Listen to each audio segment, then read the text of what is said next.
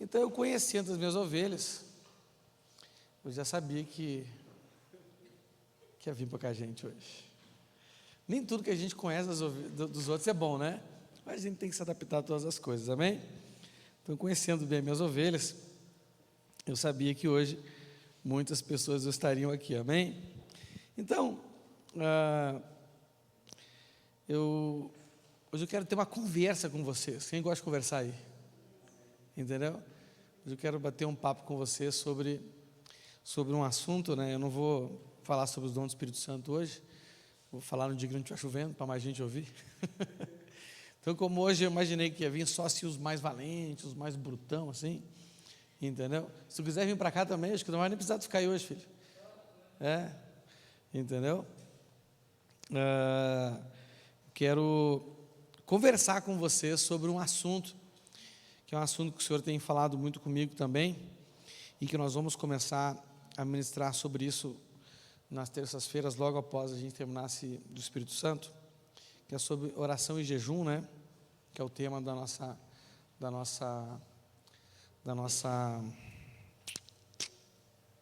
convenção. E até os livros chegaram ali, os líderes podem pegar os livros ali hoje, né, para distribuir para o pessoal. Vocês sabem quantos vocês pediram de cada célula, amém? Então vocês podem pegar ali os livros, estão ali depois, eu falo com o pastor Marquinhos vai distribuir para vocês, ele ficou sabendo exatamente nesse momento. Amém? Então eu quero falar com vocês sobre um aspecto muito importante da oração, que é a intercessão, não é? A intercessão é algo tão importante, mas tão importante, que a gente chega a dividir assunto oração e intercessão, embora a intercessão seja um tipo de oração, né? A oração pode ser oração de petição, oração de súplica, oração de agradecimento, não é? E a oração de intercessão também, né? Eu gosto de uma frase do pastor Cote, que ele fala que 1 quilo de intercessão vale mais do que 1000 quilos de oração, não é? Tem mais efeito. Então eu já preguei isso aqui na igreja, eu quero mais poder trazer algo assim um pouco mais profundo nesse tempo, e uma conversa, amém? Então se você quiser perguntar alguma coisa aí, fica à vontade, pergunte, levanta a mão, entendeu? Não é? Eu não sei se eu vou ter a resposta para te dar, mas pelo menos você compartilha a sua dúvida, não fica só você com dúvida, sai todo mundo aqui com dúvida daí. Mas se eu tiver a resposta, com alegria, eu vou tentar responder, amém? Vamos orar então para o Senhor falar conosco neste momento. Senhor, obrigado, Pai, por este tempo. Senhor, a Tua palavra diz que nós temos que aproveitar bem o nosso tempo, e eu entendo, Senhor, que em função de um dia como hoje, chovendo, frio, onde muitas pessoas, elas perdem a coragem de estar aqui, Pai, eu quero aproveitar esse momento para falar de um assunto que é muito importante para a Tua igreja, e não fazer simplesmente uma pregação, mas uma conversa, Senhor, que nós possamos aqui, dentro da medida do possível e do tempo que nós temos à nossa disposição, conversar sobre um assunto muito importante, que é a intercessão. Então que o Teu Espírito nos dê graça, Senhor, para falar e receber do Senhor sobre este assunto tão importante para nós. É o que nós Te pedimos em nome de Jesus, amém. Amém, gente? Pode sentar aí, chega para cá, Zé Celso, senta bem aqui na frente, aqui, ó. Tem uma mochila aqui, ó. Quem é essa mochila aí? Tem alguém aí nessa cadeira?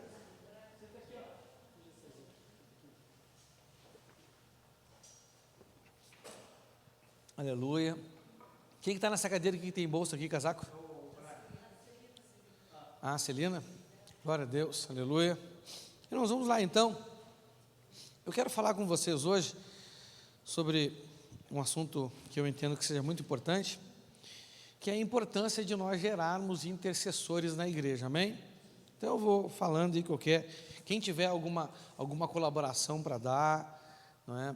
Por favor, né? Eu gostaria que você colaborasse, tá bom? Ou uma pergunta para fazer também, levanta a mão, eu paro aqui dentro da medida que eu conseguir ir terminando com raciocínio, para não me perder, né? Eu sofro de déficit de atenção, então às vezes eu me atrapalho um pouco. Então, dentro da medida possível, eu vou respondendo, tá bom? Mas eu gostaria que pelo menos cada um de vocês fizesse uma pergunta, não é? Nem que seja se eu estou feliz hoje, eu respondo. Mas vamos interagir, amém? Não é? Então, eu quero falar sobre essa importância de gerar intercessores. Bom, né, primeiro eu quero assim, de uma forma introdutória, falar dos três, que a igreja, ela precisa ter 3 frentes de trabalho. O que é 3 frentes de trabalho, né? Se a gente for pensar em uma guerra, né, geralmente um exército, pela sua estratégia, ele estabelece primeiro quais são as frentes de batalha, ou seja, aonde que ele tem que atacar de fato, não é? Se você acompanhar a notícia aí da guerra da Ucrânia e da Rússia, né, você vai ver que as 3 frentes de batalhas primárias que a Rússia estabeleceu sobre a Ucrânia foi uma região ali que tem um aeroporto, o nome da cidade agora, a capital e a usina nuclear, não é verdade? Né? E depois uma cidade que liga que tem um porto ali importante naquela região, não é? São as coisas importantes para que eles pudessem dominar ali a Ucrânia, né? Então a igreja ela tem que ter a vitória sobre o mundo, amém? Sim ou não? Não é? Quem é que pode vencer o mundo? Os filhos de Deus, e vencemos o mundo com a nossa fé. Então nós estamos numa batalha contra o mundo. Então a igreja, ela tem 3 frentes de batalha, 3 frentes de serviço. Ela tem, digamos assim, então 3 missões distintas.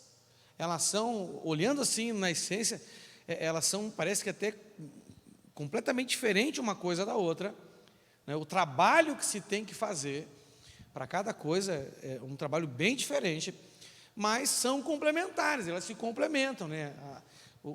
Aquilo que é diferente complementa, não é verdade? O homem ele é completamente diferente da mulher e vice-versa, não é verdade? Não é? Em todos os aspectos, né? Fisicamente, o organismo da mulher é diferente, né? Os pensamentos, a alma, tudo é diferente, entendeu? Mas é por isso que completa, não é verdade? Sim ou não? Então, na igreja nós temos isso aí. E como é a missão da igreja? Cada congregação, para servir o Senhor de uma forma completa, precisa atuar nessas 3 frentes, né? 2 frentes, eu creio que nós aqui já atuamos, e essa terceira frente que eu vou falar para vocês também hoje, é uma frente que, né, eu já estou estudando para começar a atuar nessa frente também, amém? A gente atua, mas não assim, de uma forma planejada, né? Então, quais são as 3 frentes que a igreja tem que trabalhar, né? Primeiro, a primeira frente da igreja é anunciar a boa notícia da salvação, né? Então, o que a igreja faz com relação à salvação? Que é, digamos assim, o trabalho mais light da igreja, mais fácil da igreja, não é? É anunciar a boa notícia, que Jesus veio, não é? Nasceu da Virgem, né? Deixou ensinamentos para que a gente viva e tenha vida abundante, não é? E que nós precisamos reconhecer Ele como nosso Senhor, nos rendeu o senhorio dele, Ele morreu e ressuscitou para nos dar essa condição, né? A fim de que a gente escape da condenação e tenha a vida eterna, não é verdade? Então aqui na terra, para nós, Ele tem a vida em abundância, os ensinamentos dele nos dão a vida em abundância, a pessoa dele nos dá a vida eterna, amém? Né? Então, você pode ouvir os ensinamentos e construir a sua casa em cima da rocha. Ele fala de ensinamentos, entendeu? Né? E você vai ter uma vida abundante. E você pode ter um relacionamento com Ele, entendeu? E ter a vida eterna, né? Jesus disse, não é todo mundo que me chama de Senhor, Senhor, que herdará o reino dos céus. Tem pessoas que vão obedecer ao mandamento dele, mas porque não tem um relacionamento com Ele a nível, no padrão correto de senhorio. Não, vocês até leram os meus livros, mas vocês não têm um relacionamento comigo, né? Você está me entendendo? Quantos escritores que a gente lê, que a gente conhece o que eles escrevem, mas eles não sabem quem nós somos, porque não temos um relacionamento com eles, né? Então, não herdarão o reino dos céus, né? Não passarão para a salvação. Então, a igreja tem que anunciar, não é a igreja que salva. A nossa preocupação não deve ser se a pessoa vai ser salva ou não, porque quem salva é Cristo, sim ou não? A nossa preocupação, o nosso dever é anunciar indiscriminadamente, entendeu? Né? Anunciar em todo o tempo, no tempo ou fora do tempo, a mensagem da salvação, entendeu? A todo momento a gente tem que aproveitar para isso. Não precisamos, né, pregar para isso, nós temos que anunciar a mensagem da salvação, né? E o Senhor, Ele decide quem Ele salva. Então não é a igreja que salva, não é a igreja evangélica que salva, não é, o que salva é, quem salva é Jesus, mediante a pessoa ouvir a mensagem, né? Que nem o apóstolo Paulo falou em Romanos, todo aquele que pedir a ajuda do Senhor será salvo. Você está me entendendo? Né? Aí ele pergunta, né, mas como pedirão ajuda se não ouvirem a mensagem? Né? Quer dizer, alguém pedir ajuda tem que ouvir a mensagem. Né? Então a salvação está no contexto de a gente pedir ajuda para o Senhor, reconhecer que precisa da ajuda dele. Então, mas como que a gente vai pedir se não ouvir a mensagem? Que mensagem é essa? O Evangelho. E como ouvirão a mensagem se ela não for pregada? Né? E como que a mensagem será pregada se não tiver quem pregue? E como vai ter quem pregue se não forem enviados os mensageiros? Não é? Belos são os pés daqueles que anunciam o Evangelho. Não é?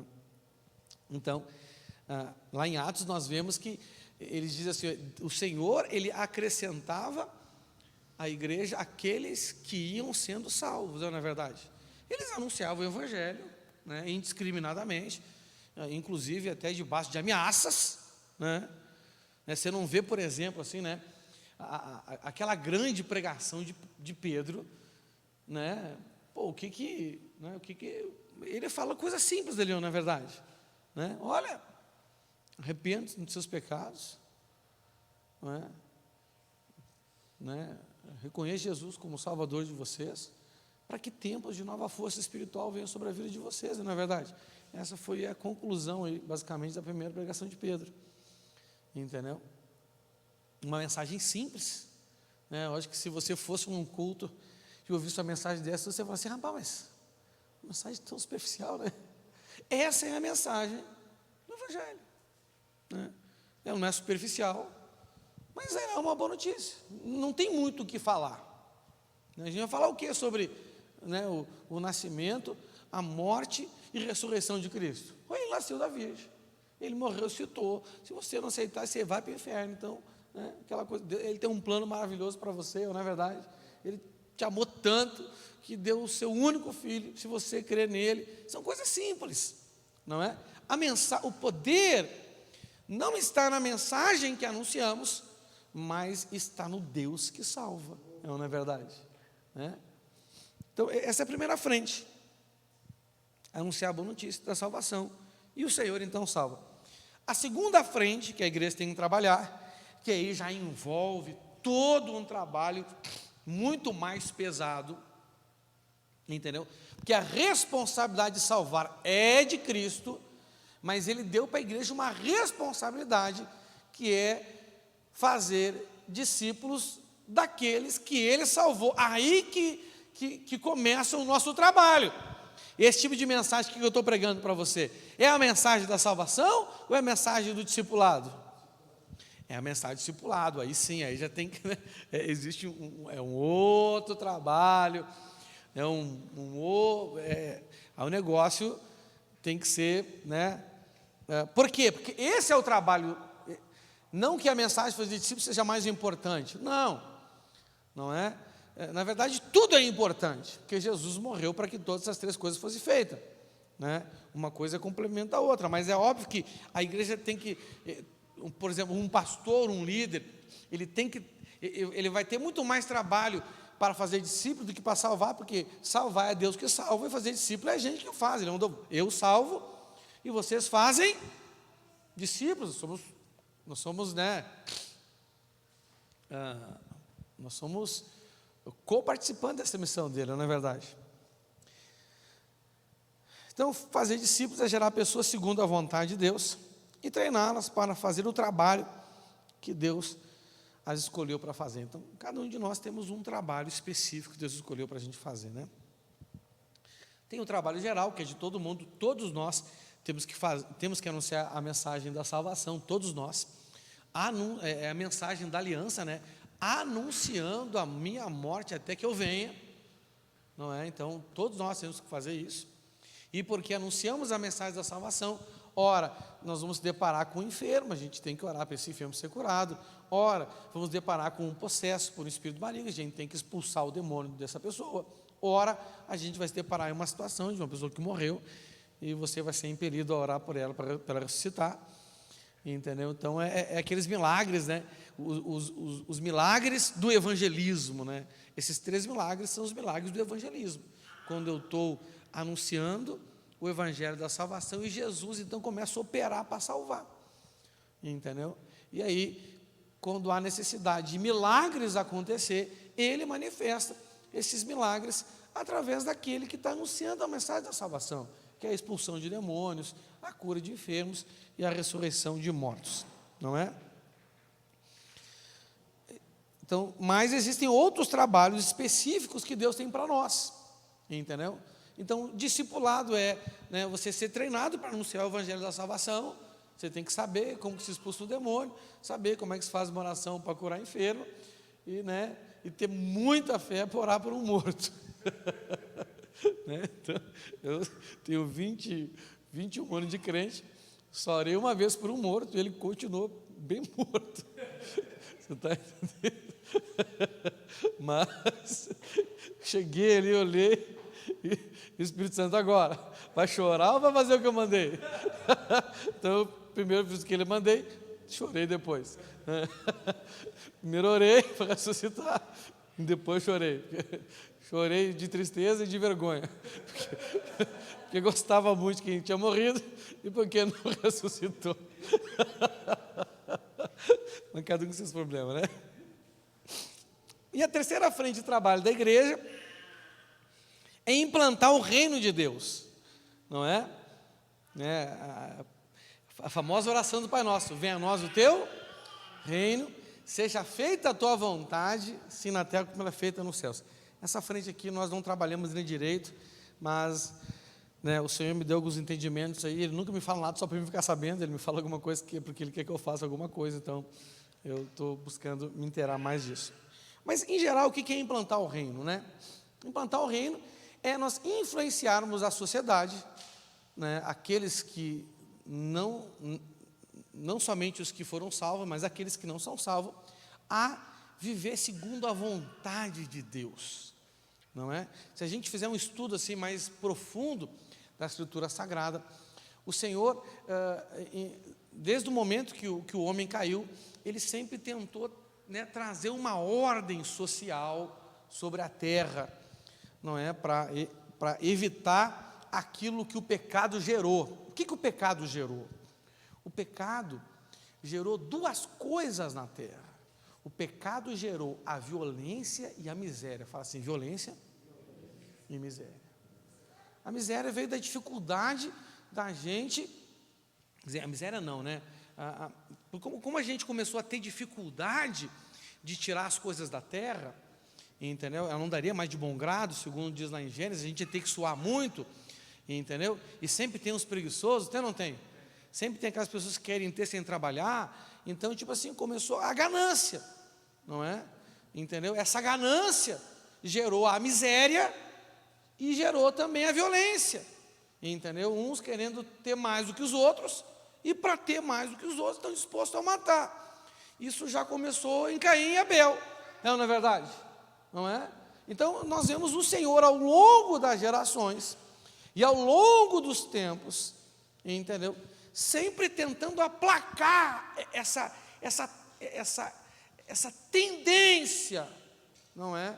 Que o homem tem com relação à miséria, entendeu?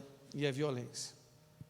não é? Até Adão não, de Adão a Noé, né, você vai ver que foi estabelecido ali um sistema de anarquia dentro da terra, né? O negócio ficou assim, não tinha autoridade, não tinha nada, meu irmão, e a violência, ela se espalhou de um jeito tal assim, que para conter a violência e para todo mundo não morrer, que ia acabar num genocídio generalizado, todo mundo ia morrer.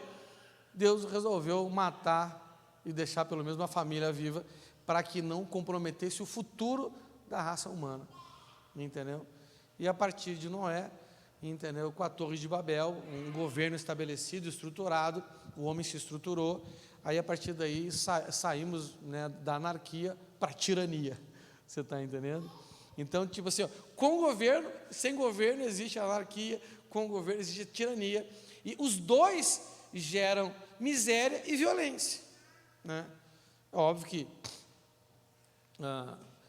o pior governo que existe é melhor sem governo do que governo nenhum, porque a anarquia é a forma mais rápida de se acabar com uma sociedade. Então Deus ele vem tentando estabelecer, ele tenta estabelecer um equilíbrio, né, na terra. E a igreja, ela tem essa missão, né, hoje cabe à igreja, através da igreja, a igreja é a luz para o mundo e sal para a terra. A igreja tem a missão de reconciliar todas as coisas com o Senhor, amém, com a vontade dEle. Nem todos o aceitarão como Senhor, mas é preciso para, né, conter a miséria e a violência, é preciso que a sociedade seja influenciada pelos valores cristãos, porque entenda uma coisa assim, ó, quanto maior a miséria e quanto maior é a violência, pior fica para que Deus estabeleça o plano redentor dele sobre a terra. Estabeleça não, que ele cumpra o plano redentor dele sobre a terra, não é? E como que a gente, né, implanta o reino de Deus? Influenciar a sociedade através dos valores do reino, entendeu? E todo povo, toda a sociedade, desde o início, ela é regida por 3 tipos de autoridade. Fala assim, 3 tipos de autoridade. Se você estudar a história, se você estudar a história do povo hebreu, a história de qualquer outro povo, a origem de qualquer outra nação, não é?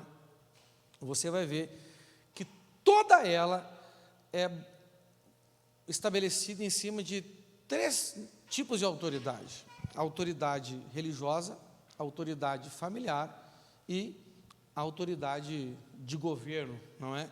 Em muitas sociedades, inclusive essa autoridade religiosa, ela também exerce a autoridade de governo, só que a gente consegue ver que são funções distintas uma da outra, né? Entendeu? Então, por exemplo, a gente tem um tempo aí em Israel que o mesmo cara que era o líder religioso era o líder do Estado, não é verdade? Que tempo foi esse? Moisés, quando a nação começou a ser estabelecida, não é? Depois veio o tempo dos juízes, depois tinha os reis, aí já era separado, né? Tinha a autoridade religiosa, que eram os sacerdotes, tinha a autoridade governamental, que eram os reis, né? E a autoridade familiar, entendeu? Que era, né, começando ali pai e mãe e autoridade dos grupos de família, que se deram as autoridades tribais daí. Então toda a sociedade é com base nas 3 autoridades. Não importa qual o modelo de governo, nós somos um modelo democrático que tem os 3 poderes, os 3 poderes federais, os 3 poderes estaduais, a representação deles, né, no Estado, e a representação também deles na cidade, né? Então lá é o executivo, o legislativo, com as 2 casas, o judiciário, aí entra, né, no Estado, vem, né, o governador, que seria o executivo, os deputados estaduais, que são os legislativos, e a parte de juízes, né, acho que é a 2ª instância, se não me engano, não sei direito como é que funciona, se alguém souber aí me ajuda. Mas independente disso, a essência da autoridade são essas três aqui: a autoridade religiosa, a autoridade familiar e a autoridade política. Tá bom? Quando a Bíblia diz ali que não há autoridade que não seja instituída por Deus, o Senhor não está falando especificamente de pessoas, o Senhor está falando de posições. Então, toda autoridade, toda posição de autoridade é Deus que criou. A posição de autoridade é sempre divina, mas a pessoa que ocupa a posição nem sempre é divina. Entendeu? Não é? Vamos dar um exemplo assim, ó. Quem foi que criou, quem foi que estabeleceu a autoridade do marido? Foi o homem que pensou assim. Adão estava lá no Éden e pensou: rapaz, eu quero mandar em alguém. Estou aqui só mandando nos bichos, entendeu? Quero mandar em alguém. Aí ele orou: Senhor, faz uma mulher para me mandar nela. Ele que pediu isso? Não! Então, o papel, a autoridade de marido e de pai, foi Deus que estabeleceu. Como Deus estabeleceu a autoridade de esposa, que ela também tem a autoridade dela, e de mãe, não é verdade? Sim ou não? Então, a posição é divina, não é? Mas nós sabemos que a nossa irmã Celina quer casar, a gente inclusive vai ter hora por ela. Mas vai, cara, que ela escolhe o filho do capeta para ocupar uma posição divina. Vai que ela escolhe um cara todo esquisito, todo errado, só porque achou bonitinho. Não é? Então, olha só, as posições de autoridade é Deus que cria, mas Ele delega a nós escolher essas pessoas. Você está me entendendo? É assim que funciona, não é verdade? Né? Então, mas toda autoridade é estabelecida por Deus. Então foi Deus que colocou aquela pessoa. Não, irmão, Deus estabeleceu a posição. A pessoa quem escolhe é a gente, não é verdade? Não é? Então, como que a gente faz para trabalhar com a questão do reino de Deus, né? O evangelho a gente já sabe, tem que anunciar, fazer discípulo, a gente já está caminhando para isso. Mas aqui como é que funciona, né? Aqui entra, não é, nós deliberadamente influenciar a sociedade com nossos valores, né? O movimento do sincretismo, o que ele fez? Ele foi um movimento que tirou a igreja da influência sobre a autoridade familiar e sobre a autoridade do governo, seja ele qual foi, e fechou a igreja somente dentro dela mesma, não é? Aí saiu o conceito daquilo que é sagrado e daquilo que é secular. E aquilo que é secular, a igreja não tem nada a ver com isso. Esse movimento, entendeu? É um movimento maligno do diabo para impedir que a igreja atue nessa terceira frente aqui, para que a situação da sociedade se degrade tanto, não é, nos valores morais, para que aumente a miséria, a violência, a fim de dificultar que as pessoas aceitem a mensagem da salvação. Porque entenda uma coisa: quanto mais injustiça um povo vive, mais eles têm dificuldade de acreditar em Deus. Quanto mais injusto é o sistema de uma sociedade, não é? E a justiça ela pode ser medida pelo tanto de miséria e pelo tanto de violência que existe, não é? Então pensa bem, meu irmão, olha só, você não consegue ser na rua em paz, porque você pode ser morto, entendeu? Não é? Você trabalha que nem um escravo, e você mal consegue ter dinheiro para sustentar uma casa, comer e não andar pelado. O que é isso? A pessoa olha para toda essa situação. A gente veio falar de um Deus que é bom, que é maravilhoso, que é glorioso, que é o Jeová Jiré, que provê, é o Jeová Rafá, que cura, é o Jeová Rafá, que cura, o Jeová Shalom, que dá a paz, não é? E as pessoas doentes emocionalmente, por medo da violência, frustradas, que gera também uma doença na alma, porque mal consegue pagar as contas. A gente fala de Deus num contexto desse, o que a pessoa fala? Você está de sacanagem, que Deus nada. Né? Essa é a estratégia do diabo. Você está entendendo? Não é? Estabelecer um plano desse. Então, quando a igreja não atua na implantação do reino, não é? Para que haja um governo justo, nunca vai ter um governo perfeito, não é? E influenciar esses valores, nunca vai ter essa questão de perfeição aí, não é? Mas pelo menos a gente vai ser ali um freio para que a maldade não se espalhe no mundo como ela tem que se espalhar. E a Bíblia diz, inclusive, que o perverso não consegue fazer tudo o que ele quer fazer ainda, porque tem alguém que impede ele. Sim ou não? Quem é esse alguém que impede ele? O Espírito Santo. Mas o Espírito Santo impede o perverso de espalhar essa maldade na terra. Através de quem? Da igreja. A igreja que simplesmente anuncia o evangelho de salvação? Não. A igreja simplesmente se fecha nela mesma e fica pregando mensagem para a gente crescer espiritualmente aqui? Também não. A igreja que representa o reino. Você está entendendo? E por que é importante nós entender esses três aspectos da igreja?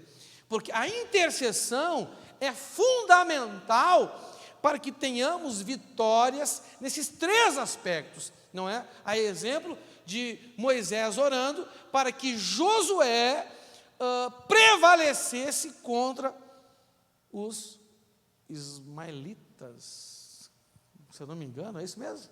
Ismaelita? Lembra disso? Você não está me ajudando hoje, meu. Acho que é os ismaelitas, né, que termina com ita. Tá bom? Fica com o final, esquece o início. Então, nós temos que não simplesmente orar, mas interceder para que as pessoas sejam salvas. Nós temos que interceder para que as pessoas sejam feitas discípulas. Nós temos que interceder para que os valores do reino se estabeleçam. Amém? Então, nós vamos falar sobre isso, sobre essa questão de intercessão hoje, né? Eu já falei para você sobre adoração, né? Quem lembra sobre adoração que a gente falou aquele dia lá? Beleza? Os trabalhadores, né? O Senhor quer encontrar isso na gente, mas eu quero falar sobre intercessão. Amém? Alguém tem uma pergunta até aqui? Vamos olhar o bico, você pode fazer uma pergunta aí. Me ajuda aí. Fala, Leandro. Leandro está vendo com uma cara curiosa, assim. Ela está vendo com uma cara de interrogação. Leandro, por que tu está aí longe do teu excelentíssimo que está ali te esperando? Senta ali do lado dele, irmã. Irmã, hoje ninguém entra naquela porta ali. Chovendo, nem os mendigos vêm pedir comida hoje. Indiora, chega mais para cá, Indiora, chega mais pertinho aqui, senta aqui atrás da Evané, aqui, ó. Aqui, ó. Ela disse que não vai te beliscar. Alguém tem uma dúvida sobre essas três frentes de trabalho da igreja aí? Queira fazer alguma pergunta? Não? Ou vocês entenderam tudo, eu sou muito bom, ou vocês não entenderam muita coisa. Porque tem dois momentos de dúvida que a gente não tem dúvida, né? A gente não tem dúvida porque entende tudo, ou a gente não tem dúvida porque não entendeu muita coisa, nem sabe o que perguntar. Aleluia. Espero que eu esteja bom mesmo. Vamos falar então sobre intercessão, né? Um dos famosos, acho que o mais famoso texto de intercessão que tem na Bíblia, está lá em Ezequiel 22, do 30 ao 31, né, onde através, né, do profeta, o Senhor fala que Ele está à procura de intercessores, né? Ele está à procura de adoradores, à procura de trabalhadores e à procura de intercessores, não é? Então diz assim, ó: busquei entre eles um homem que tapasse o muro e se colocasse na brecha perante mim a favor desta terra, para que eu não a destruísse, mas a ninguém achei. Por isso eu derramei sobre eles a minha indignação, com o fogo do meu furor os consumi, fiz cair-lhes sobre a cabeça o castigo do seu procedimento, diz o Senhor. Amém? Em Êxodo 33, do 18 ao 22, não é? Aqui mostra uma condição, o primeiro texto que a gente leu mostra uma condição, onde o Senhor, ele estava diante de um povo que merecia a destruição, merecia o castigo, amém? Deixa eu perguntar para vocês acham que nós merecemos as bênçãos de Deus ou o castigo de Deus? O que você acha que a gente merece? O ser humano merece o castigo, entendeu? Mas mesmo, sabe, mesmo o ser humano merecendo o castigo, Deus não quer castigar. Por isso que ele procura intercessor. Deus estava assim, rapaz, eu vou ter que, sei lá, mandar um raio em cima deles, porque eles merecem, né? E Deus trabalha com justiça, então existe um sistema, existe um sistema judiciário no céu, não é verdade, né? Então naquele tempo, havia formas de aplacar a ira de Deus, sim ou não? Como é que, por exemplo, a esposa de Moisés aplacou a ira de Deus contra Moisés, quando Moisés disse assim, eu vou matar, quando Deus queria matar Moisés? Como é que é o nome da mulher dele mesmo? Oi? Não, pode ser não. A Zípora, isso, a Zípora. Quem lembra dessa passagem bíblica aí? Olha só, cara, é um negócio doido de entender, não é verdade? Sim ou não? É um negócio doido de entender. Como é que Deus aparece para Moisés lá, chama a atenção dele no meio da sarça, aparece para ele, fala com ele, voz audível. Moisés está obedecendo, Deus indo para o caminho. Rapaz, no meio do caminho, Deus enlouquece, quer matar o cara. Você nunca se perguntou isso aí? Rapaz, Deus enlouqueceu, então do nada, Deus acordou virado e disse, sabe uma coisa? Vou matar esse cabra hoje, velho. Entendeu? Sabe que Deus pensou assim? Não! A Zípora teve que circuncidar os filhos, e encostar com sangue, com prepúcio, acho que no pé de Moisés, se eu não me engano, e a ira de Deus se aplacou, entendeu? Qual era a situação? Moisés estava indo salvar um povo que merecia a ira de Deus tanto quanto ele, e ali Deus estava ensinando para Moisés o princípio da intercessão. Se não houver alguém que chegue diante de mim por aquele povo, como houve alguém que chegou diante de mim por ti e ofereceu um sacrifício pelos teus pecados, que te tornam merecedores da morte, tu teria morrido. Se tu não fizesse com eles, eles vão morrer também. Entendeu? Como Moisés tinha aprendido isso, olha, aqui no tempo de Ezequiel, os caras esqueceram dessa lição, e aquele povo pereceu, mas Moisés não esqueceu. E aqui, quando de tempo em tempo a ira de Deus se levanta contra a gente, ela continua se levantando até hoje, mesmo a gente estando no tempo da graça, sempre tem que ter um intercessor. Ele não quer, nós merecemos, e ele, diante da palavra dele, ele é obrigado a cumprir, mas como tem um intercessor, ele estabelece meios para que a ira seja aplacada. Mas sem intercessor, meu irmão, já era. Olha o que aconteceu aqui, Êxodo 33, 18 e 22. Aí Moisés suplicou. Não é esse aqui não, desculpa. Esse aqui é outro, deixa para lá esse texto aqui. Esse aqui eu já falei para vocês, não é? Aqui, Deuteronômio 9, 25, 29. Aí Moisés continuou dizendo, 40 dias e 40 noites fiquei ajoelhado, com o rosto encostado no chão, na presença de Deus, o Senhor, pois ele tinha dito que iria destruí-los. Olha só. Entendeu? Eu orei assim ao Senhor, ó Senhor meu Deus, eu te peço que não destruas o teu povo. Por que o Senhor estava irado aqui com o povo de Israel? Quem lembra aí?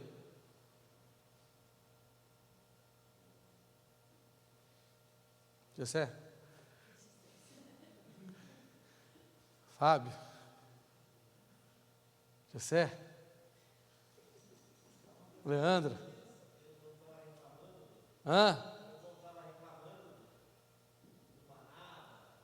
É isso, foi bem depois. bezerro de ouro. Moisés tinha demorado lá. Aí, ó, rapaz, e quem diz que o Diego não lê Bíblia se quebrou agora, velho. Né? Então, cara, até Moisés ficou irado e quebrou as tábuas, não é verdade? Os irmãos queriam quebrar os pratos, Moisés quebrou as tábuas, entendeu? Então Deus queria matar eles. Não, deixa que de ti eu faço outro povo. Vamos acabar com todo mundo lá. Fica em cima só curtindo a carnificina. Vou mandar um anjo lá, passa, degola em todo mundo. Aí Moisés não deixou, né? Moisés orou a Deus. E orei assim ao Senhor: ó Senhor, meu Deus, eu te peço que não destruas o teu povo escolhido, que com a tua força e com o teu poder livraste do Egito. Lembra dos teus servos, Abraão, né? O Senhor aplacou a ira dele, né? Entendeu? Então,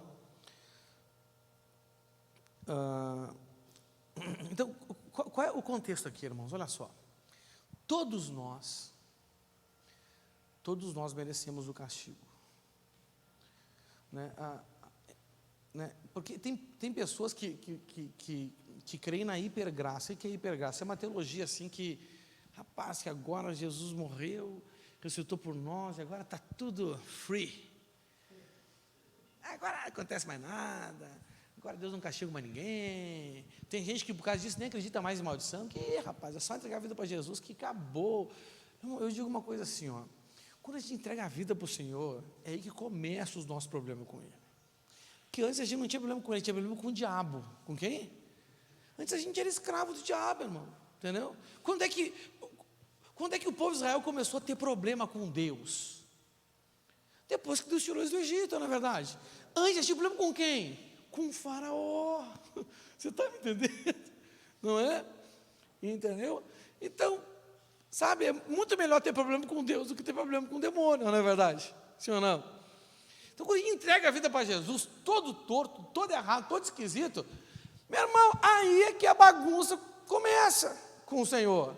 Aí que a gente começa a ter um problema com Ele, né? Ele nos salvou, sim, porque nos ama, sim, pagou o preço por nós, sim, mas, meu irmão, tem muita coisa para mudar, tem muita coisa errada, né, que a gente faz. Então, da primeira aliança para a segunda aliança, ou da antiga ou para a nova aliança, essa questão do nosso merecimento de castigo não mudou. Não mudou, não é? Mudou algumas condições nós diante do Senhor por causa do sacrifício de Cristo, não é? Mas, tipo assim, a gente continua merecendo castigo. Então não tem nenhum entre nós que a gente não mereça o castigo, porque o salário do pecado é a morte. Não tem nenhuma comunidade tão perfeita, tão maravilhosa, né, tão assim fantástica, que não atraia de tempo em tempo o juízo do Senhor.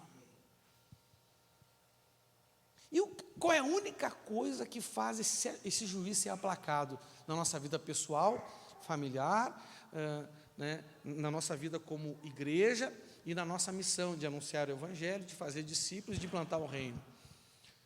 É só a intercessão. É só a intercessão. Entendeu? Por isso que a intercessão é tão importante. Nós já aprendemos, eu só vou repetir. Alguém tem alguma dúvida sobre isso? Nós já aprendemos, como eu já falei para vocês aqui, que é dever de todo crente interceder. Por quê? Primeiro, porque é interceder diante de Deus pelo povo, não orar. Interceder é um dever sacerdotal. Fala assim, sacerdotal.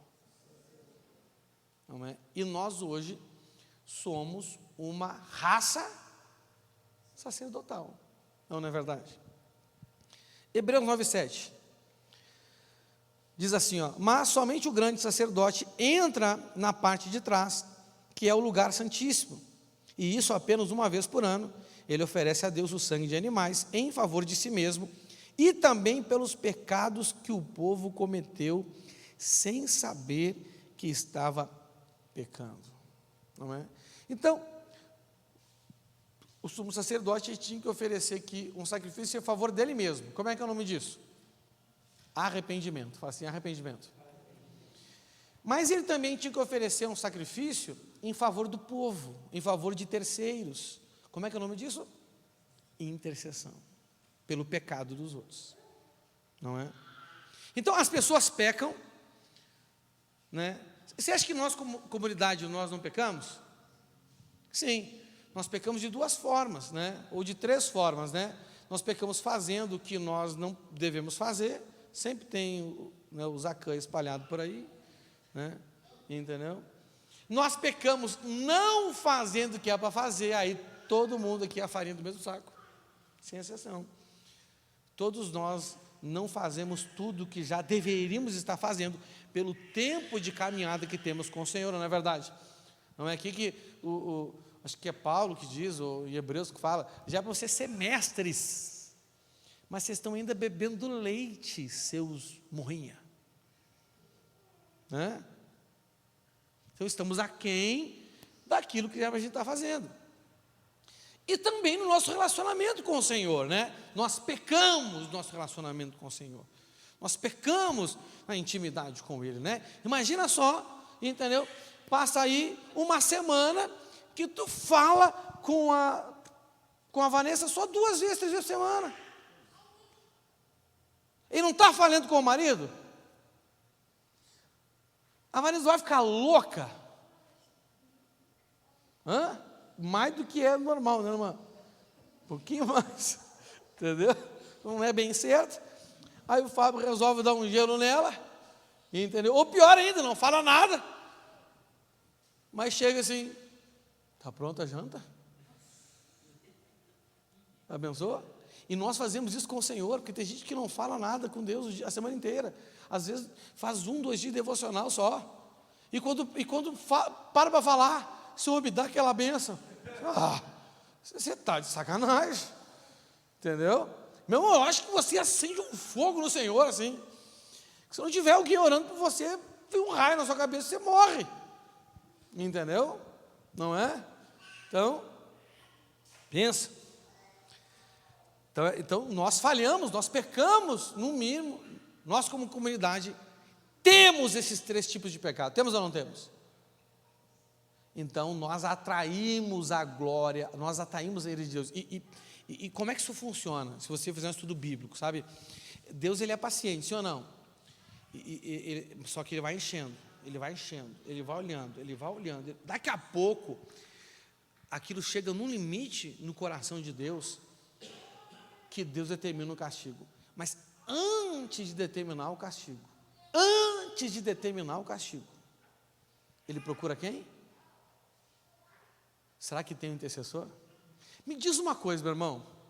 Por que o Senhor, já que Ele queria mesmo acabar com o povo de Israel, por que Ele já não lançou um raio, acabou com todo mundo, abriu a terra, engoliu todo mundo? Por que Ele foi falar para Moisés isso? Por que antes Ele foi mostrar para Moisés isso? Por quê? Ele sabia o que Ele tinha ensinado para Moisés. E Ele deu uma informação para Moisés. Moisés, esse povo não presta, esse povo está todo errado, e não sei o que.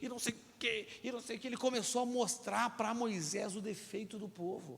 Ele começou a mostrar para Moisés o erro do povo. Entendeu?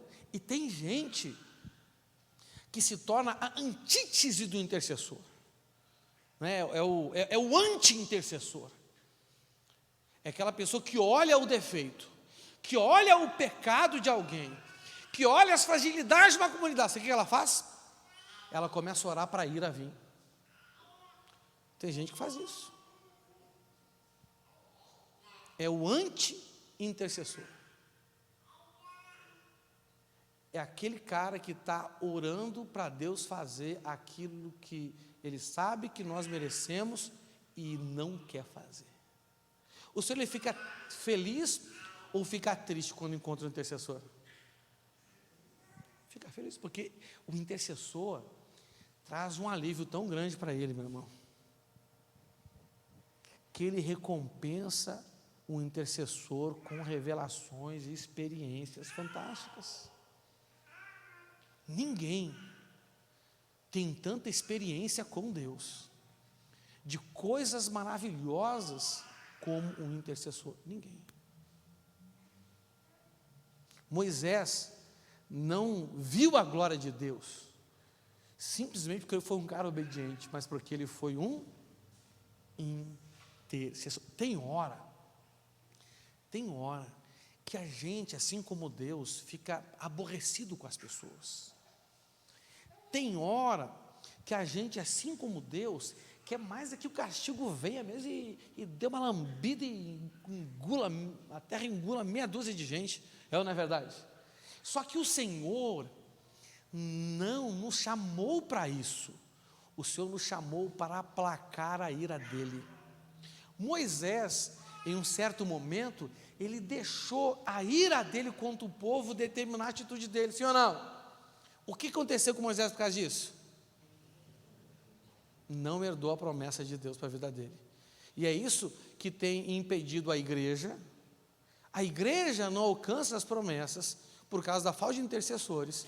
E intercessores não vivem a promessa para a vida particular deles, porque em vez de interceder, em vez de aplacar a ira de Deus, muitos estão até torcendo para que dê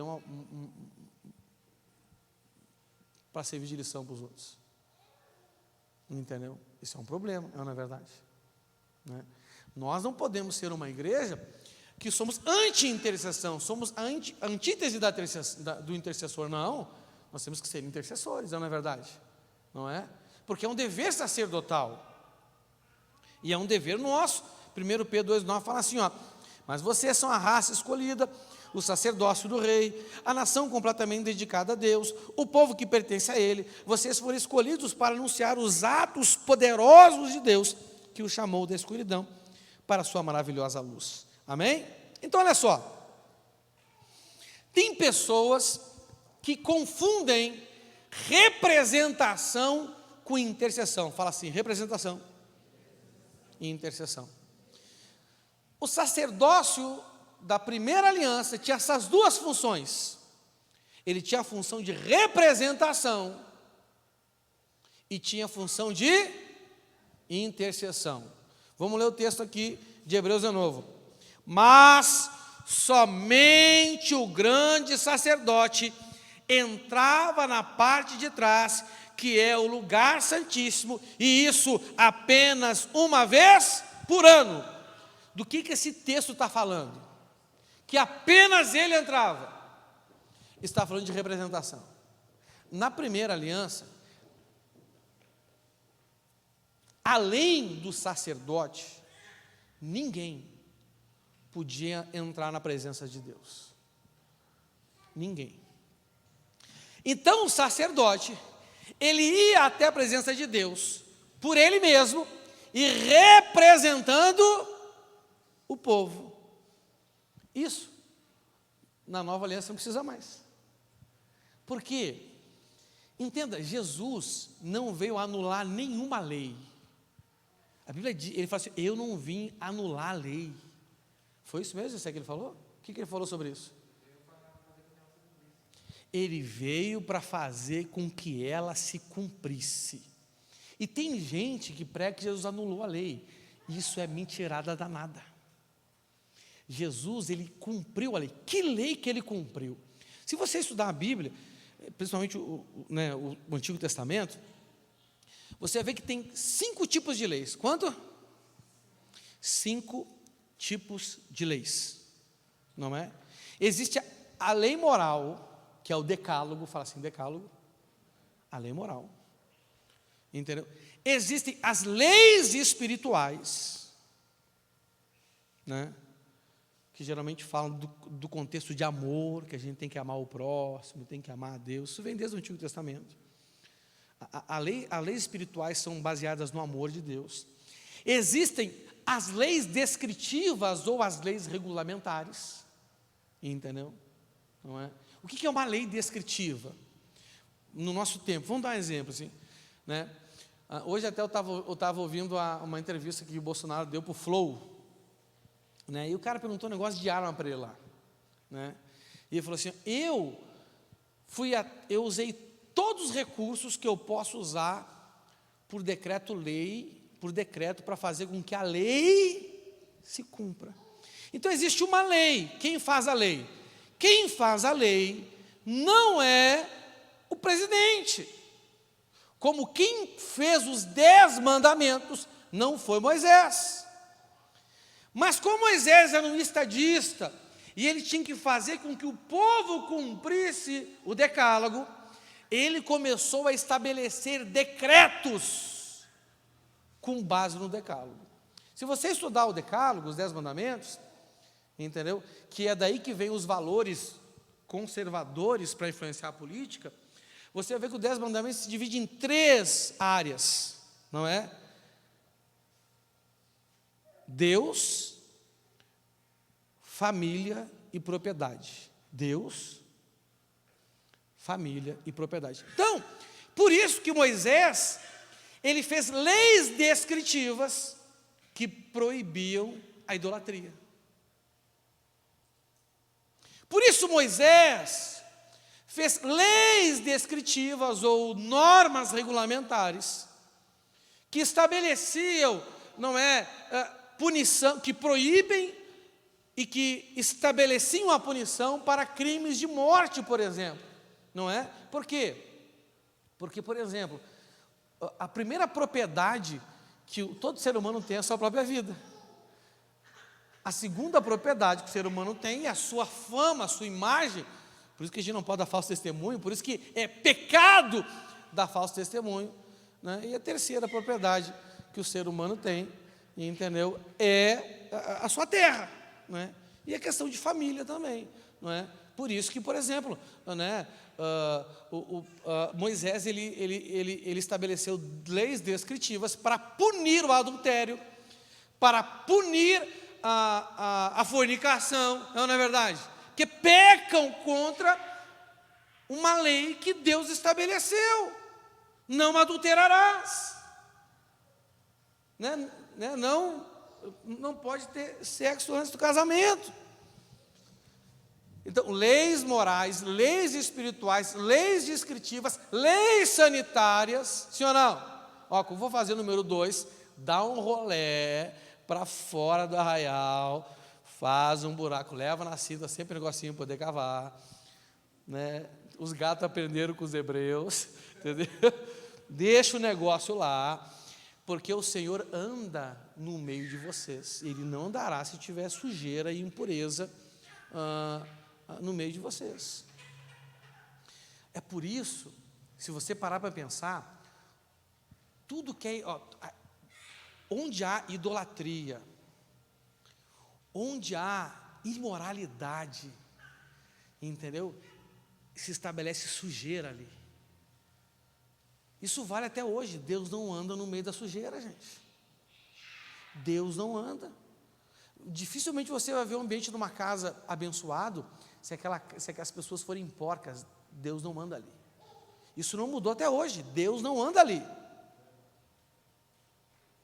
Você está entendendo? O que facilitou é que nós podemos nos arrepender disso, não precisa mais matar bicho nenhum, não é?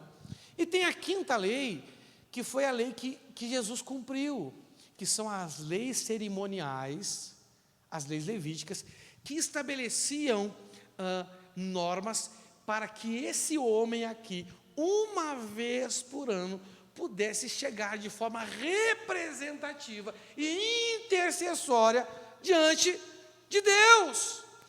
Tudo que se fazia era para gerar uma condição para esse grande momento aqui, mas somente o grande sacerdote entra na parte de trás, que é o lugar santíssimo, e isso apenas uma vez por ano.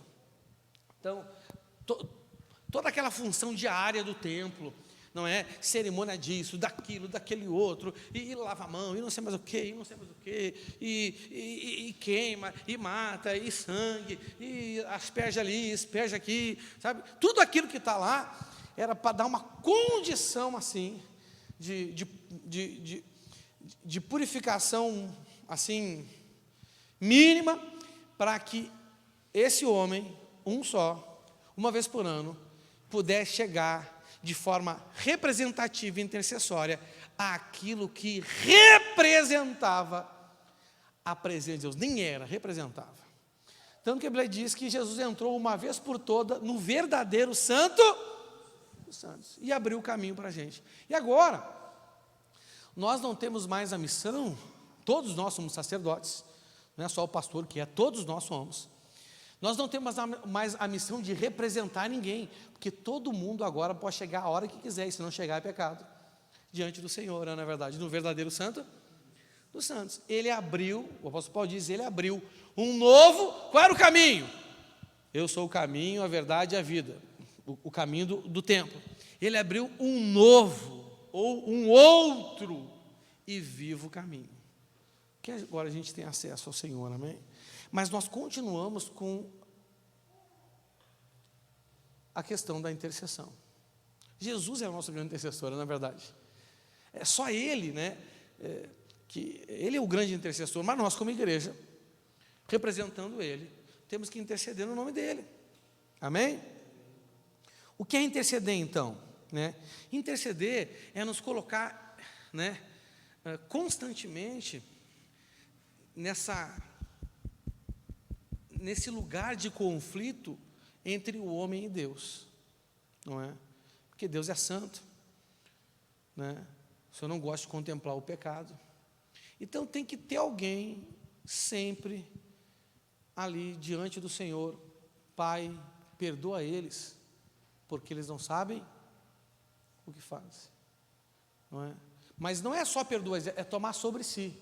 Senhor, eu faço parte dessa congregação aqui, Senhor, e assim como o Senhor mostrou para Moisés, que tinha coisa no meio do povo que ia atuar e fazer o Senhor mandar um raio neles, o Senhor também está me mostrando coisas dessa congregação aqui, que daqui a pouco eu sei que vai acontecer uma tragédia aqui. Você está me entendendo? Então, Senhor, eu chego agora representando essa igreja, representando esse irmão, e eu te peço perdão pelos pecados dele, em nome. Quando você fala em nome de Jesus, você está mostrando o que para Deus? O sangue derramado na cruz. Você não precisa fazer assim, Senhor, eu trago aqui o sangue de Cristo. Não, não entra por esse caminho aí. É só falar em nome. Resolveu. Você está me entendendo? Então, isso que é intercessão, que foi exatamente o que Moisés fez. Nesse texto aqui de Deuteronômio 9, 25 e 29, vocês querem perguntar alguma coisa ou não?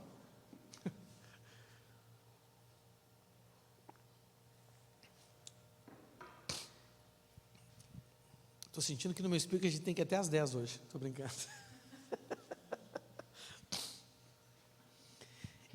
Esse texto de Deuteronômio 9, 25 e 29 estabelece os 3 principais motivos da intercessão.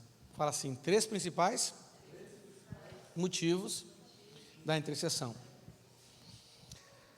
Diz assim, ó, presta atenção aqui comigo, ó.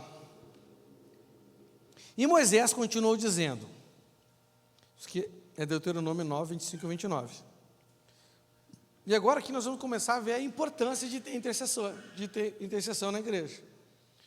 Existe um ministério de intercessão específico, sim, mas é dever de todos interceder. E a gente precisa fazer especificamente reunião de intercessão para todos interceder? Não. Óbvio que nós temos um ministério de intercessão, isso é muito importante para a igreja. Como todos nós cantamos, mas temos um ministério de cantantes. Não é verdade? Né? Como nós todos temos que falar da mensagem por outros, nós temos um ministério de pregação, temos ou não temos? Esse é, por exemplo, é o meu trabalho, não é? De volta e meia eu chamo auxiliares, para me auxiliar aqui quando eu não estou aqui, né? E Moisés continuou dizendo, 40 dias e 40 noites fiquei ajoelhado, com o rosto no chão, encostado no chão, com o rosto encostado no chão, na presença de Deus, o Senhor, pois ele tinha dito que iria destruí-lo. Então, meu irmão, quando a gente vê alguma coisa que pode estar atraindo a ira de Deus, a destruição de Deus, o que a gente tem que fazer? A gente tem que se humilhar. Tem que fazer o quê? Tem que se humilhar. Porque nós não somos melhores do que? E quando o castigo vem, mesmo que a gente seja o santo dos santos, a gente vai sofrer?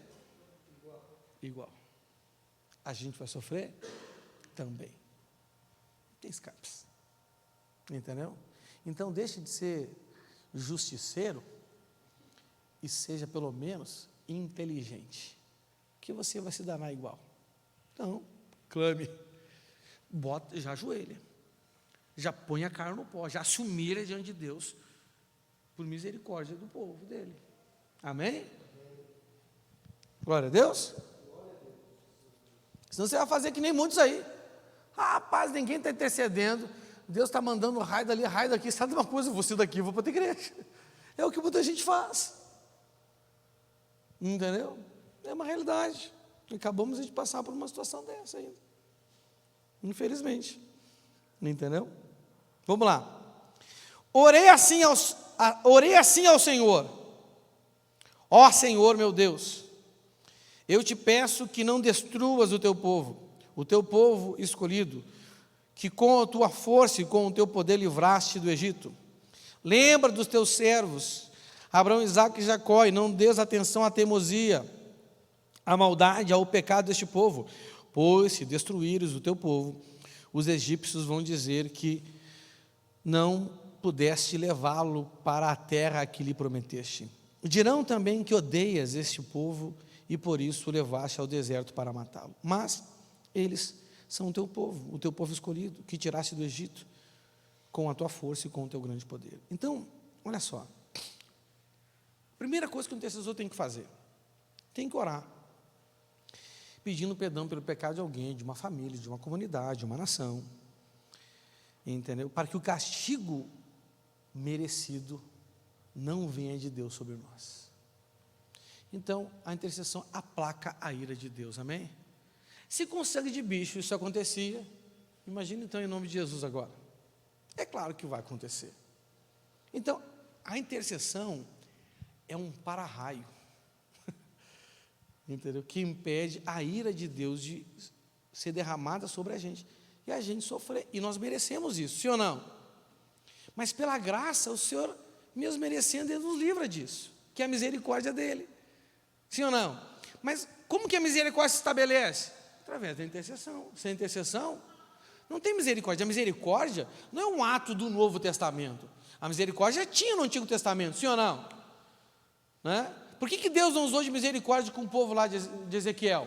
Porque não teve quem intercedesse. Por que Deus usou de misericórdia, não é, com o povo aqui no tempo de Moisés? Porque teve quem intercedesse. E isso no Novo Testamento também está lá. Logo, logo eu vou mostrar para vocês. Na verdade, agora eu vou mostrar para vocês. Então, a gente tem que orar por isso. Senhor, me perdoa pelos nossos pecados. Senhor, nos perdoa porque nós não oramos tanto que deveria orar. Me perdoa porque a gente não evangeliza tanto que deveria evangelizar. Senhor, me perdoa, nos perdoa. Hoje é um dia que a gente tem que pedir perdão. Senhor, me perdoa, porque a maioria dos irmãos falha no compromisso com o Senhor quando está chovendo e está frio. Me perdoa, eu sei que isso nos faz merecedores da tua ira, mas me perdoa por isso, Senhor. Em nome de Jesus eu te peço perdão. E isso vai aplacando a ira do Senhor, né? Entendeu? Uma igreja, né, que mais da metade dela, quando está chovendo, quando está frio, não vem, merece alguma coisa do Senhor? Nós como comunidade? Não. Gente, mas isso é em qualquer igreja. Você está entendendo? A questão não é o quão bom a gente tem que ser para Deus fazer o que Ele tem que fazer, é o quanto que a gente tem que interceder para Ele fazer o que Ele tem que fazer e a gente melhorar. Essa é a grande realidade. Você está entendendo? Isso está em Lucas também. Eu vou ler para você Lucas 13, do 1 ao 9. Diz assim, ó. Lucas 13, do 1 ao 9. Alguém quer ler aqui para mim? Já estou ficando cansado de ler já. Lê aqui, ô Brian. Lucas 13, do 1 ao 9. Não, pode ler aqui, ó. No microfone. Aqui do meu ladinho. Só para mim me sentir humilde. Naquela mesma ocasião, algumas pessoas chegaram e começaram a comentar com Jesus como Pilatos havia mandado matar vários galileus, no momento em que eles ofereciam sacrifícios a Deus. Então Jesus disse: vocês pensam que, se aqueles galileus foram mortos desse jeito, isso quer dizer que eles pecaram mais que os outros galileus? De modo nenhum. Eu afirmo a vocês que, se não se arrependerem dos seus pecados, todos vocês vão morrer como eles morreram. E lembrem daqueles 18 do bairro de Siloé, que foram mortos quando a torre caiu em cima deles. Vocês pensam que eles eram piores do que os outros que moravam em Jerusalém? De modo nenhum. Eu afirmo a vocês que, se não se arrependerem dos seus pecados, todos vocês vão morrer como eles morreram. Então Jesus contou essa parábola. Certo homem tinha uma figueira na sua plantação de uvas, e quando foi procurar figos, não encontrou nenhum. Aí disse ao homem que tomava conta da plantação: olhe, já faz 3 anos seguidos que venho buscar figos nessa figueira e não encontro nenhum. Corte essa figueira, porque deixá-la continuar tirando a força da terra sem produzir nada? Mas o empregado respondeu: patrão, deixe a figueira cair mais este ano. Eu vou afofar a terra em volta dela e pôr bastante adubo. Se no ano que vem ela der figos, muito bem. Se não der, então mande cortá-la. Obrigado, filho. Quando a gente está lendo a Bíblia em casa, existe uma separação entre esses 2 textos, que por questão de organização da Bíblia, eles botaram um subtítulo ali, se a Bíblia de estudo tem um comentário, não é? Isso geralmente nos dá a impressão que o assunto termina, o assunto que ele está falando aqui, do 1 e o 5 é um, e o assunto que ele está falando do 6 ao 9 é outro, mas na verdade é o mesmo assunto. O Senhor está falando aqui de 2 tragédias que aconteceram dentro do templo. Dentro de onde? Dentro do templo. A primeira tragédia eram essas pessoas, entendeu? Esses galileus que foram mortos por Herodes quando estava oferecendo um sacrifício no altar. Olha só, olha que tragédia. Pensa, não é? Vocês pensam que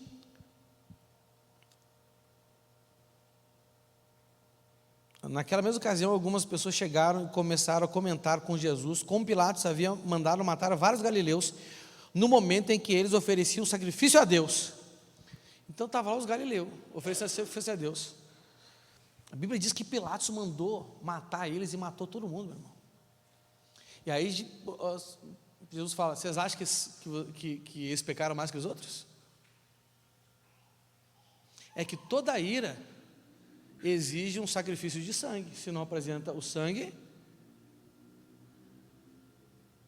da intercessão, o sangue tem que ser derramado. Entendeu? E um outro povo que estava lá adorando a Deus, lá no pátio do templo, daqui a pouco, do nada, cai a torre em cima dos caras. Entendeu? Jesus disse: olha, se você não se arrepender, gente, essas tragédias, essas injustiças vão acontecer com vocês também. Se vocês não entenderem o princípio, vai acontecer. Aí ele conta a parábola. Por que ele contou essa parábola? Porque a parábola tem a ver com aquilo que eles estavam reclamando lá com Jesus. Entendeu? Então Jesus contou essa parábola. Esse então aqui remete que ele está falando sobre o assunto de cima, né? Entendeu? Os irmãos estavam lá tudo brigando. Então o missionário chegou e falou: gente, vocês estão loucos? Né? Quer dizer, uma coisa é em função da outra. Não é verdade? Aí ele conta a parábola da figueira. De quem? Da figueira. E ele fala que tem esse homem que tinha uma figueira no meio de uma plantação de uva. Já fazia 3 anos que essa figueira não dava nada. E esse dono da plantação chegou no limite. Chegou onde? Não, cara, não aguento mais essa situação. Entendeu?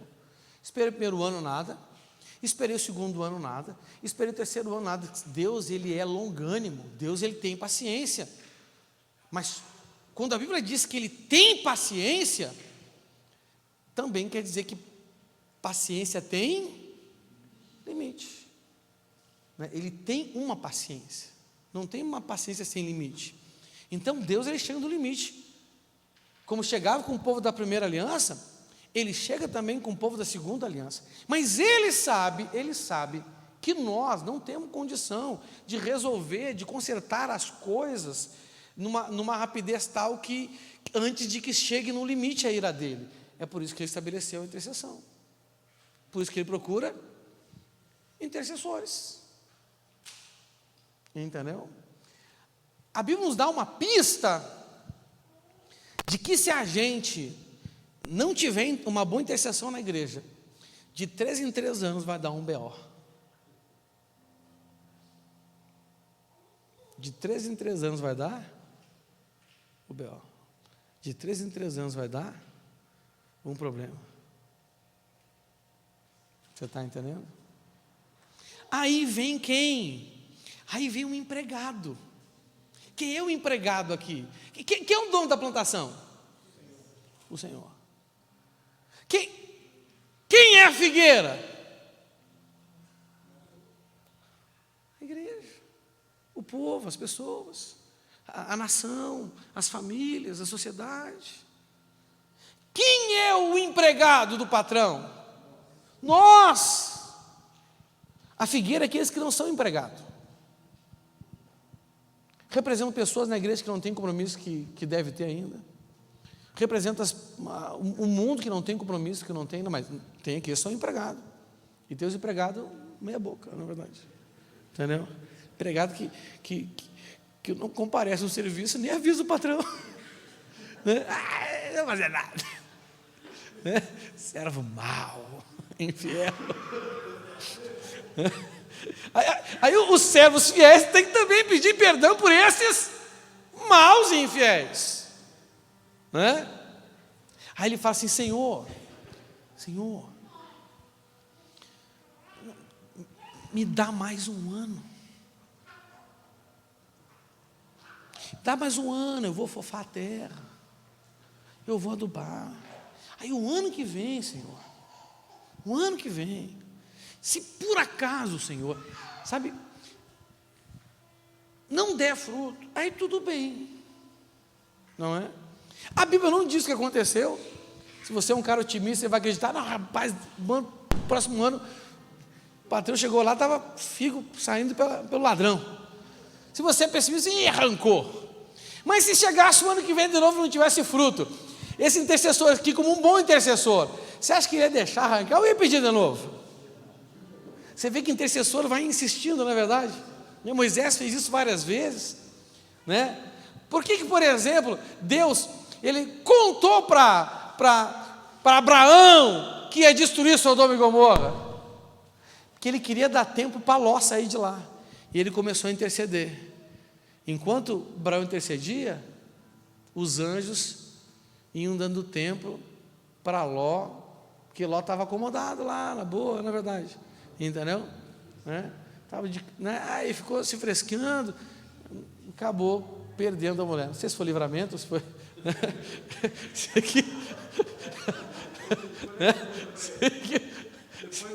Você vai lá no céu, a gente pergunta, fala: ei, Ló, tu tá de sacanagem com a tua mulher, né, Ló? Lógico que Ló judiou da mulher, a mulher virou estátua de sal. Então, meu irmão, meu Deus do céu. O Senhor não conta as coisas só para a gente ficar sabendo e falar assim: só queima mesmo. Não, essa não é a expectativa da gente, que Ele tem na gente, não é verdade? Não é? Você acha que Jesus contou essa parábola aqui por quê? Porque está dizendo: gente, a nossa posição não é se irar contra a videira, é mesmo. E olha, e quem estava trabalhando para cuidar da videira, da figueira? Era o patrão ou o empregado? Era o empregado. Não, Senhor, deixa eu cuidar mais um ano. Entendeu? Então, aqui nos mostra algo interessante sobre a intercessão, não é? Porque na verdade o intercessor não disse que ia fazer algo especificamente na figueira, ele disse que ia trabalhar em volta dela. Vou fofar a terra, botar adubo. Então, a última instância do intercessor é quando, além de orar para Deus aplacar a ira, é começar a falar assim: Senhor, deixa acontecer alguma coisa na vida dessa pessoa para que ela converta. Entendeu? Aí o Senhor age no contexto daquela pessoa e coisas acontecem, assim como aconteceu na vida do filho pródigo, que ele chegou a desejar comer comida de porco. Ele chegou numa situação tal, mas tão degradante, tão humilhante, que ele caiu em si. Tem gente que tem que chegar numa situação dessa. Não entendeu? Não é? Então, então esse aqui é um aspecto da intercessão. O segundo aspecto da intercessão aqui é lembrar a Deus das promessas que Ele tem para alguém, família ou comunidade. Olha onde é que Moisés fez isso. Aqui em Deuteronômio 27. Lembra dos teus servos Abraão, Isaque e Jacó, e não des atenção à teimosia e maldade e ao pecado do povo. Por que ele está falando lembra de Abraão, Isaque e Jacó? Por quê? Porque foi para Abraão e para Isaque e para Jacó que Deus tinha feito a promessa. Por que aquele povo estava herdando aquela terra? Por que aquele povo estava ali no deserto indo para aquela terra? Por quê? Por que Deus tirou aquele povo do Egito? Por que Deus levantou Moisés? Porque Deus tinha uma aliança com Abraão, com Isaque e com Jacó. Você lembra das tuas promessas, não é? Então, o segundo objetivo da intercessão é lembrar as promessas que Deus tem para a gente, mas que a gente não merece. Irmãos, olha só, se a gente olhar em detalhes, qualquer congregação, qualquer pessoa ou qualquer família, nós não temos uma vida tão boa assim para que a gente possa prevalecer contra as portas do inferno. Ninguém pode dizer o que Jesus disse: aí veio o príncipe deste mundo, eu nada tenho com ele, ele nada tem comigo. Ninguém pode dizer isso. Todos nós temos alguma coisa, como indivíduos, como família e como congregação. Então, se nós olhamos coisas, que nós temos com Ele ainda, e Ele tem com a gente, quer dizer que ainda há algum tipo de acordo, e a gente não teria o direito de prevalecer sobre Ele, sim ou não? Mas existe uma promessa. Existe o quê? Senhor, nos perdoa, Senhor, porque a gente ainda tem esse pecado, essa falha, esse erro. Senhor, aplaca a tua ira de nós. Senhor, lembra da tua promessa. Nós não temos direito, mas lembra da tua promessa. O Senhor disse que as portas do inferno não vão prevalecer contra a gente. Senhor, não deixa prevalecer. Não leve em consideração os nossos erros, Senhor. Nos dê vitória. Esse é o segundo papel do intercessor. E qual é o terceiro papel do intercessor? Por que o intercessor intercede? Para que Deus seja glorificado. Se você vê a grande motivação do intercessor aqui, entendeu? Não é simplesmente o livramento de um povo, não é simplesmente o cumprimento das promessas, mas é a fama de Deus, a glória dele. Olha o que ele diz aqui no versículo 28. Pois, se destruíres o teu povo, os egípcios vão dizer que não pudeste levá-los para a terra que lhe prometeste. Olha só, o Deus deles não pôde fazer o que disse que ia fazer. Em última instância, o nome de quem é envergonhado? Ei, nunca encontraremos pessoas que não têm nenhum problema, nunca encontraremos famílias que não têm nenhum problema, Se você quer ter uma família sem nenhum problema, você está exigindo de você algo que Deus disse que você não vai atingir. Entenda, problema é uma coisa e pecado é outra, bem, gente? Não é? Dificilmente, você acredita que a gente vai ser uma congregação onde não tem ninguém aqui entre nós que peque? Quem aqui é batizado e toma Santa Ceia?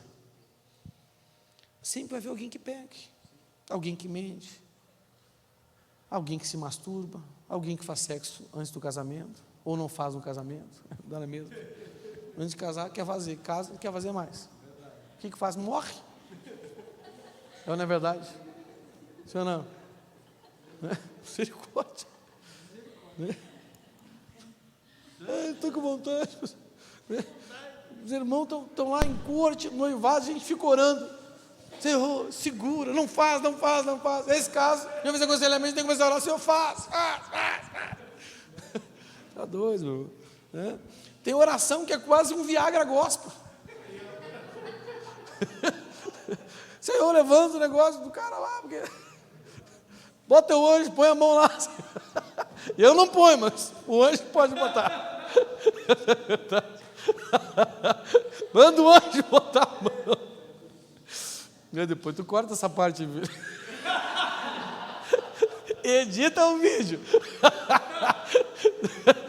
Senão tem crente que escandaliza. Né? Ah, Jesus.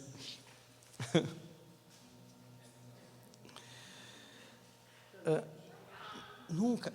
Gente, quando nós como igreja fracassamos, o que as pessoas pensam do Senhor? Que Ele não pode fazer o que a gente prega que Ele pode. Em última instância, o que um intercessor, o compromisso do intercessor é com quem? É com a glória de Deus. Eu não mereço, Senhor. Mas se o Senhor não me usar, o Senhor não vai ser glorificado. Minha família não merece, mas se o Senhor nos usar, o Senhor não vai ser glorificado. Essa congregação não merece nada, porque a gente tem um monte de problema. Mas se o Senhor não nos usar, o Senhor não vai ser glorificado. E não é uma chantagem, porque a gente precisa de chantagem com Deus. Não é? Não é que nem de vez em quando a Lara faz comigo, né? A Lara pegou a mania agora, assim, ó.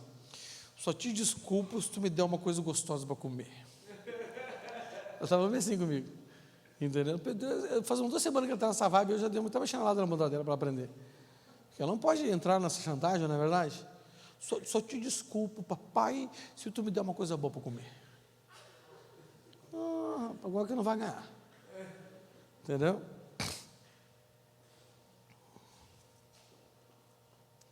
Então, nada acontece se a gente não pedir perdão pelos nossos pecados, a ira vem. As promessas não se cumprem se Deus não pedir. Deus não tinha prometido que o povo ia ficar lá como escravo por tanto tempo? Sim ou não? Mas quando é que Deus resolveu cumprir a promessa? Quando ouviu o clamor do povo.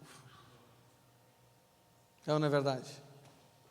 Né? Então, você está entendendo? E parece que eles iam ficar 400 anos só, né? E ficaram 430, se não me engano. Eu acho que é porque eles atrasaram a intercessão por 30 anos. Ficaram 30 a mais sofrendo. Entendeu? Não é? Então o que acontece, irmãos? Olha só. Qual é o resultado na nossa vida pessoal, familiar e congregacional quando a gente intercede? Nesse padrão aqui que a gente está aprendendo com Moisés. Primeiro, a humildade na igreja. Fala assim, humildade. Por quê? Porque para interceder, a gente tem que chegar à seguinte conclusão, a mesma que chegou a Isaías. Quando ele chegou diante de Deus, o que ele pensou? Ai de mim, porque sou um homem de impuros lábios, porque habito em meio a um povo de lábios impuros. Isaías, até aquele momento, porque ele era um profeta, tinha uma posição, com certeza ele se achava melhor que os outros, não é verdade? Então, a intercessão, ela faz a gente se compadecer, faz a gente entender que, gente, não tem ninguém melhor do que ninguém. Se nós somos um corpo, dá para a gente achar melhor que os outros aqui? Não. Nós não podemos incorrer no erro que a igreja de Corinto incorreu e o apóstolo Paulo, inspirado pelo Espírito Santo, foi usado para... Gente, vocês estão loucos? História é essa, de um mais importante, outro melhor, outro... Não! Gente, é um corpo. Individualmente, né, não podemos ter algo a mais ou a menos do que o outro, mas, gente, sinceramente, não é o que conta. Não é o que conta. Por causa disso, você sabia que membros saem da igreja? Você sabia que pastores também abandonam uma igreja? Ah, não, essa igreja aqui não corresponde, eu vou para outra. Vou para outra congregação. Vou pastorar da congregação que os irmãos sejam melhores, porque aqui o povo é muito ruim. Quando a gente resolve deixar é porque a gente se acha melhor. E nós não somos melhores. Você está me entendendo? Não somos. Geralmente essas pessoas, elas entram num caminho que vai e nunca mais para. Então gera humildade. Então as pessoas começam a se compadecer umas das outras. Para aquele julgamento, para aquela fofoca, para aquela intriga. Entendeu? Né? Para o escárnio. E consequentemente as contendas também cessam. Você está entendendo? É assim que funciona. Além desse clima de humildade, nós vamos conseguir avançar, porque a Bíblia diz, avançar a nossa caminhada. Porque quem não avança em mandamento, eu já falei isso no domingo, não é porque é fraco, não, é porque é orgulhoso. Deus resiste ao soberbo. A única coisa que te impede de avançar no Senhor é o orgulho. Sabe por quê? Porque o orgulho faz você julgar os outros com peso muito pesado e você acaba estabelecendo sobre si mesmo um peso que você não aguenta, porque Deus te mede pelo peso que você mede os outros. E quando a gente acha melhor do que os outros, a gente não, eu mereço o bom, mas ele merece o ruim. E quando eu digo que eu mereço mais que o Fábio, eu estabeleço um peso sobre mim. E aí eu rejeito a graça de Deus e peço que Deus me julgue pelo mérito. Aí, meu irmão, aí você sabe o que a gente merece, né? Qual o salário do pecado? A morte. Deus resiste ao soberbo. A igreja começa a avançar, porque é a condição que a gente tem que ter, que a gente precisa ter para prosseguir no caminho. Depois o castigo é desviado. Quantas coisas ruins que a gente merece que aconteça, que não vão acontecer, e isso vai nos permitir crescer, conquistar mais, gerar mais, produzir mais, não é verdade? Sim ou não? Deus sabe que a gente merece, mas Ele não quer que esse castigo venha, por isso que Ele procura sempre intercessores, por isso que Ele sempre mostra para alguém. Meu irmão, olha só, eu fico tão feliz com vocês, quando acontece algum problema aqui na igreja, e você assim para mim, quer dizer uma coisa para o senhor? Eu falo, filho, Deus já tinha me mostrado. Desde mim eu penso de você, o filho do capeta, demônio. Você sabia, Deus mostrou. Você ficou só esperando acontecer, só para dizer, eu sabia.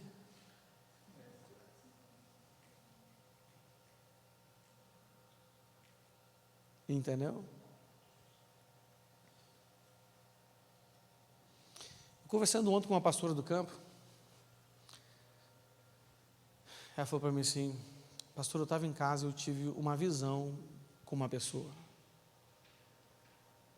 Eu falei, irmã, eu vi ele mendigando pão, mas assim, ó, vestido de trapo, tipo um mendigo, entendeu?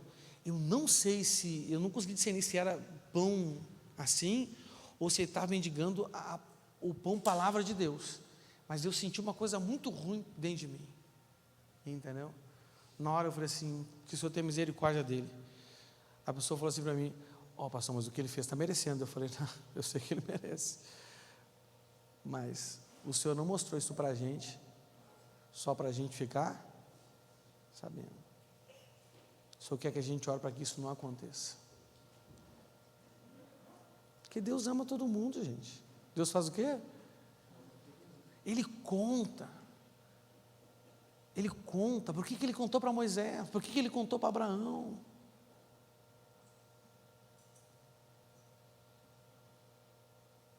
Para interceder. Outra coisa, as promessas são cumpridas e Deus é glorificado. Imagina nós aqui, uma congregação. A gente vai continuar tendo os problemas, talvez, que a gente tem, vai melhorar. Uns melhoram, mas chegam outros que não estão bons, não é verdade? Sim ou não? Né? Uns vão fazer mais, outros vão continuar fazendo menos.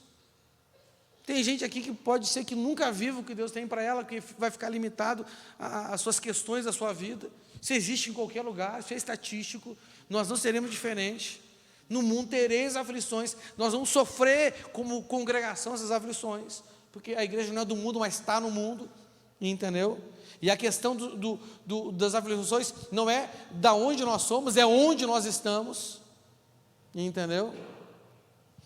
Mas mesmo assim, podemos ser uma igreja que avança em humildade, que os castigos são aplacados, que as promessas são cumpridas e que Deus é glorificado. Podemos ou não podemos? Podemos. Claro que a gente não pode pensar assim, já sei, agora entendi o segredo.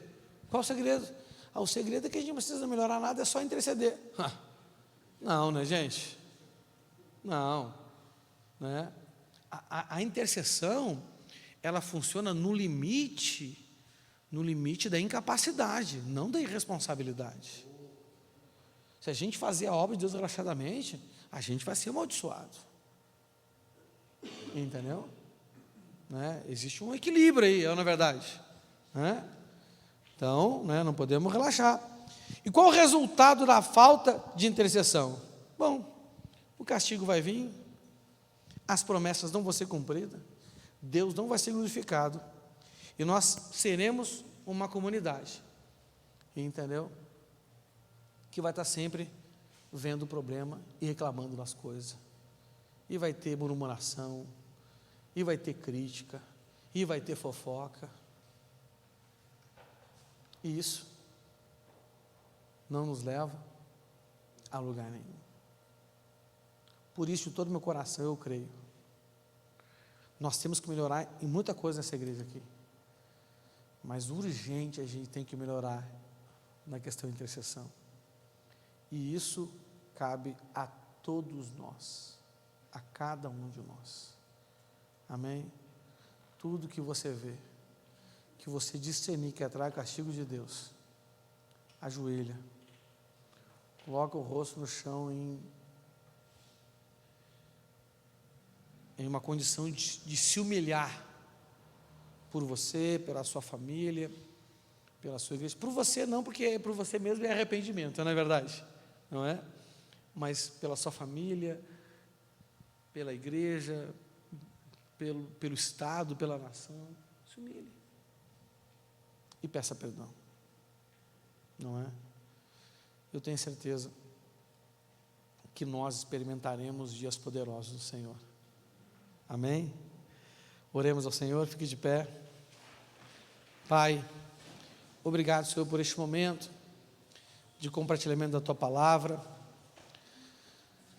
Senhor, meu Deus, nos desperta para, pelo menos, esses 3 níveis, esses 3 propósitos de intercessão, que nós vemos aqui na vida de Moisés, quando ele intercedia pelo povo.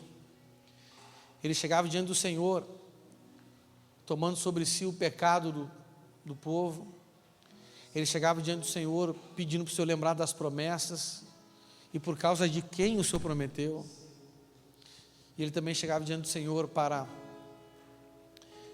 que o Senhor não fizesse nada que impedisse o Senhor de ser glorificado aqui na terra. Nós sabemos, Senhor, que Moisés é um instrumento do Senhor, que o Senhor usar para fazer a Tua vontade, porque na verdade, embora nós mereçamos, a Tua vontade não é que pereçamos, mas sim que sejamos um povo que cresce, que se torna fértil, que multiplica e que se torne uma grande nação, que estabeleça o Teu reino sobre essa terra, Senhor. Por isso nos levante, Senhor, opere em nós o querer e o efetuar, e nos levante como intercessores para que almas sejam ganhas, para que discípulos sejam feitos e para que o Teu reino seja estabelecido sobre esta terra, Senhor. Senhor meu Deus, é o que nós Te pedimos, em nome de Jesus Cristo. Dê uma forte salva de palmas ao Senhor. Aleluia. Deus te abençoe. Nosso culto está encerrado. Não saia sem me dar um abraço, em nome de Jesus.